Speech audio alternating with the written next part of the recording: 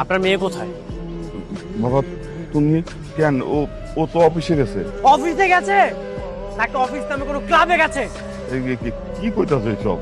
আপনার মেয়ে যেমন চরিত্রহীন নষ্ট একটা মেয়ে, এটা আমার কখনোই জানা ছিল না। এরকম নষ্টামি করে কান্নাকের বাচ্চা আমার নামে চালিয়ে দিচ্ছে। খবরদার! আমার মেয়ে কোনো খারাপ মেয়ে না। আমার মেয়েরা তুমি চিনো না? ভুল চিন্তাম আমি। একটা মেয়ের চরিত্র যে এতটা খারাপ হতে পারে সেটা আমি কখনোই কল্পনা করতে পারিনি। এর ফল ওকে ভোগ করতেই হবে। বাবা, তুমি মনে হয় ভুল করতেছো। হ্যাঁ, আমি ভুল ছিলাম। এতিম তো, ছোটবেলা থেকে আমি ওর বাবা মার আদর পাইনি, কিন্তু আমি আপনাদেরকে পেয়েছিলাম। আপনাদেরকে আমি আমার আপন বাবার মতো পেয়েছিলাম, কিন্তু আপনাদের পরে আর কখনোই কাউকে আমি আপন ভাবতে পারিনি। সেই আপনারা আমাকে এমন ভাবে আঘাত করলেন যে এই ক্ষতটা কখনোই ভালো হবার নয়। এখন আমি খুবই স্পষ্ট, এই সব কিছুর সাথে আপনারা দুইজন জড়িত। আপনারা আপনার মেয়েকে দিয়ে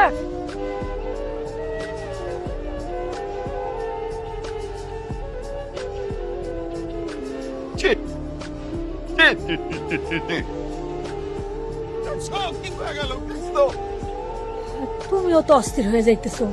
মেঘলা রাইতে দাও, ওর থেকেও শুনি কি হইছে।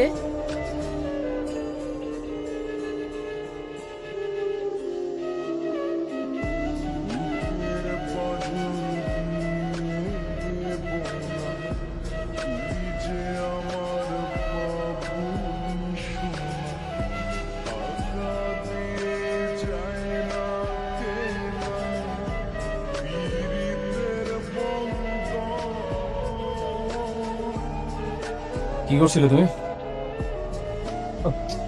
কিছু না স্যার।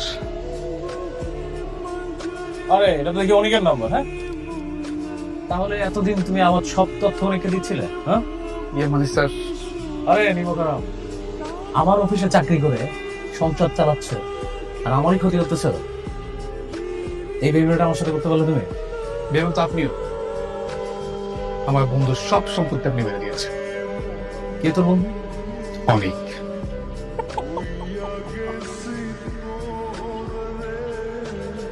অনেক তোর বন্ধু?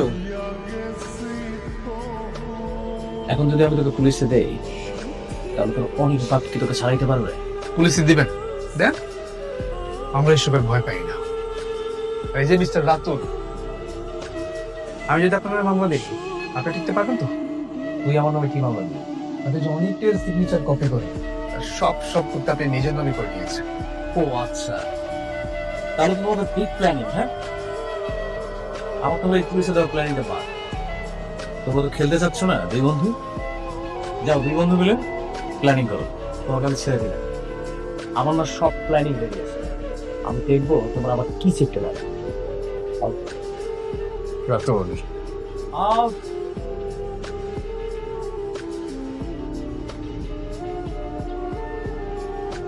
শালা সব পাশে দেখি একদম বেইমানের ডালপালা সরাই গেছে। একটা বেইমান আমার সাথে ঘোরাঘুরি করতেছে, আমি বুঝতেই পারলাম না। এই, তোমরা একটু চোখ কান খোলা রাখতে পারো না?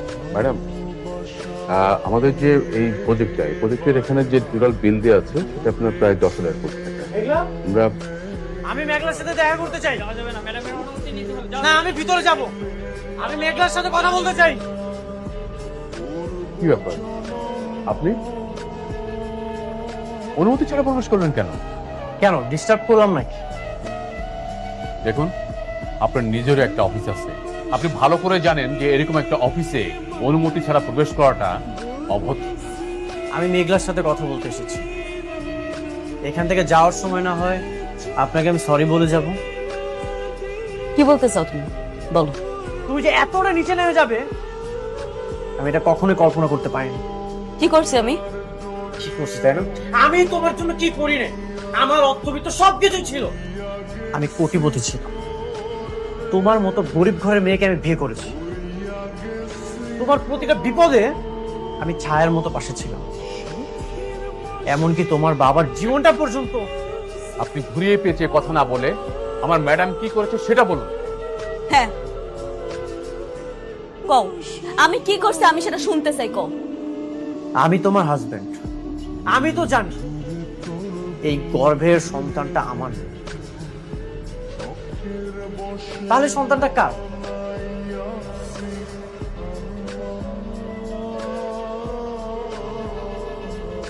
কার সন্তান মানে?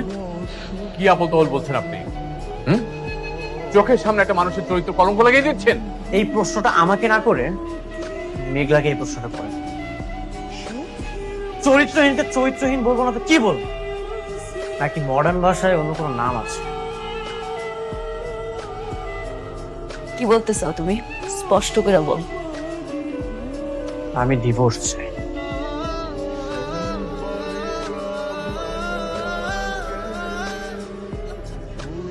হইলা তো তুমি অনেক আগেই গেছিল, এখন শুধু বাহানা খুঁজতেছ। না, সবই মানলাম তোমার আমার কাছ থেকে মুক্তি লাগবে, কিন্তু আমার কাছ থেকে মুক্তি নেওয়ার জন্য তুমি যে আমার এত বড় একটা অপবাদ দিবা সেটা আমি মাইনা নিতে পারলাম। তুমি আমার যে অপবাদটা দিছো না, এরপরে তোমার লাগে কথা কর রুচি আমার আর নাই। তোমার এই মুখটাও আমি আর দেখতে চাই না, চইলা যাও। আমিও তোমার মুখটা দেখতে চাই না। যার হাজবেন্ড থাকার পরেও অন্য একটা পুরুষের স্পর্শের প্রয়োজন হয়, তার সাথে আমি সম্পর্ক রাখতে চাই না। একটা কথা মনে রেখো, যে ঠকে সে কাঁদে, এমনকি যে ঠকায় সেও কাঁদে। পার্থক্যটা শুধু দুদিন আগে আর পরে।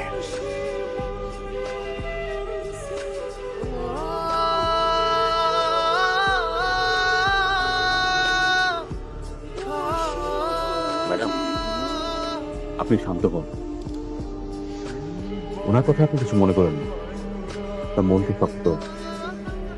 আমি আর আমার খোদা জানি, আমার পরিবার জানি আমি কতটা কষ্টে আছি। হয়তো ডিভোর্স চাইতেছে, ঠিক আছে, পরে আমি মুক্তি দিয়া দিব। ডিভোর্সের সিদ্ধান্ত ভেবেচিন্তে নিতে হয়, কারণ একবার ডিভোর্স হয়ে গেলে সবকিছুই শেষ। আমি সব ভাইবা চিন্তায় সিদ্ধান্ত নিয়েছি, আমি আর সংসার করব না। মারে পাগলামি করিস না। এই মাইয়া মানুষের সংসার যদি একবার ভাঙ্গা যায়, সেই সংসার আর জোড়া লয় না। মা, আব্বা, তুমি এখন কি চাও? আমি গিয়ে ওর পায়ে ধরি? সে তো আরেকজনের বিয়া করে দিব্যি সংসার করতেছে। কার আসে আমি অপেক্ষা করুম? আব্বা তুমি কও। যুক্তি খারাপ না।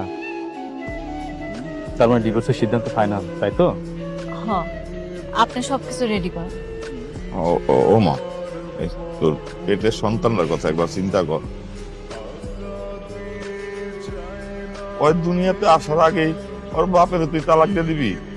আপনি প্রেগনেন্ট? এ কথা তো আগে বলেননি। প্রেগনেন্ট অবস্থায় ডিভোর্স হয় না। হবে না? কেন হবে না? কারণ এটা নিয়ম নেই। স্ত্রীর গর্ভে যদি সন্তান থাকে, সন্তান প্রসবের আগে ডিভোর্স হয় না। এটা কেমন কথা? পেটে সন্তান থাকলে মানসিক যন্ত্রণা নিয়ে হইলেও স্বামীর লগে সংসার করতে হইব? আপনি আপনার মতো থাকেন, কিন্তু যেটা নিয়মে নেই সেটা করতে পারবো না। আমার স্বামী আমার পেটের সন্তানটারে স্বীকার করব না, একটা মায়ের কাছে এটা কত বড় অপমান সেটা আপনি বুঝেন। আর তাছাড়া আমার সন্তানটা বড় হইয়া কি পিতৃ পরিচয় দিব কোন? এমন একটা মানুষের সাথে কেমনে সম্পর্ক রাখবো আপনিই কোন? শোন মা, আমরা সবাই মিলা জামাই বাবাজিরে হাতে পায়ে ধরি। আমার মনে হয় আমাকে কথা সে ফেলতে পারবো না। তবুও মা তুই তালাক দিস না। আম্মা, তোমরা এগুলা কি কইতাছো? কেন হাত পায়ে ধরতে যাইবা? আমি বারবার কইতাছি আমি সংসার করুম না। সন্তানের স্বীকার করবে না কেন? এটা কি মগের মূল্য নাকি? আপনি যদি 100% নিশ্চিত থাকেন মামলা করেন। মামলা করমু?